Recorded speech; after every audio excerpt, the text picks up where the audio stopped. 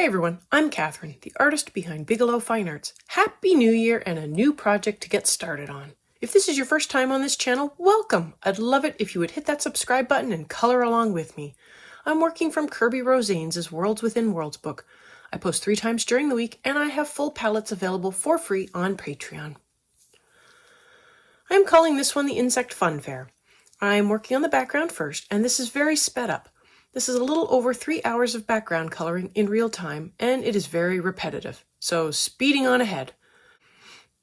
Backgrounds are a personal choice to do or don't, so that is up to you.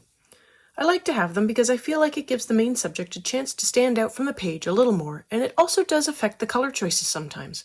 A dark background makes bright colors stand out more, and a bright background helps darker colors stand out more. But they are a ton of work, and they do tend to eat up pencils a lot faster. I'm starting with dark indigo and keeping the color dark closer to the flower and feathering the color out as I get further away. I have only a rough idea of what I want with this picture, and a darker background is part of the more nighttime feel I am going for in this picture. I'm using long ovals to fill in the background and started with a sharp pencil that quickly became dull. I kept going anyways. For the smaller areas I needed to fill in, I used smaller circles. I like using circles or ovals to fill, as I feel like I get a smoother fill. The first few layers are going to be rough as I try to go through and just get down a few base layers around the flower. My pencil is mostly dull, and a dull pencil doesn't fill in the paper as well as a sharp pencil, but neither do I want to be sharpening every few minutes. A dull pencil takes a little more work to fill in the paper, but it can be done. After I fill in the area right next to the flower, I can decide how much further out I want to take the color, or if I want to lighten it up, or maybe even make it darker. Today is all about the background, and I will work this through from beginning to end. Layering is key to making everything richly colored, and a background is no different.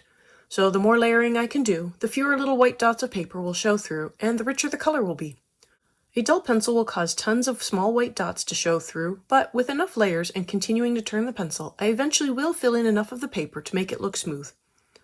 This paper is pretty smooth to begin with, so there isn't a ton of texture that needs to be filled in. But the texture or tooth of the paper is what causes the little white dots. The sharper the pencil, the easier it is to get the point down into the little valleys of texture and fill in the paper completely. It is also this texture that I am trying to preserve by using a light hand. The less I damage the texture, the more layers I can add onto the paper, to a point. At some point, I will just fill in all of the texture with the binder from the pencil. Colored pencils are very slow work, and it is best to just let the process happen. Enjoy the zen moment and let the color flow onto the paper. I'm going to continue working up on this color in the background.